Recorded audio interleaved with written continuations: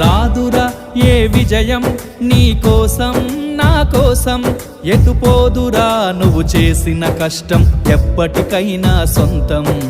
కాలంతో పయనించే వాడికి కానిది ఏముంది, సాధనతోనే సాధ్యమవ్వునని సదాశయంతో సాగర ముందుకు. రాదురా ఏ విజయం నీ కోసం నా కోసం, ఎటుపోదురా నువ్వు చేసిన కష్టం ఎప్పటికైనా సొంతం.